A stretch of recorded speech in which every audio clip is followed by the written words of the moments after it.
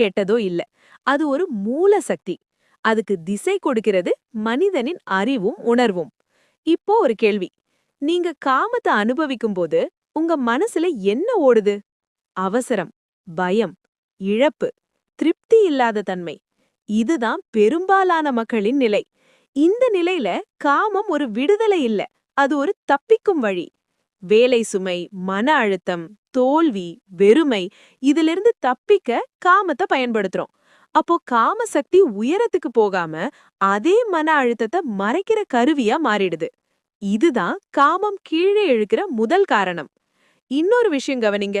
காமம் என்பது இப்போ வேண்டும் அப்படிங்கிற உணர்வோட இருந்தா அது அடிமைத்தனம்.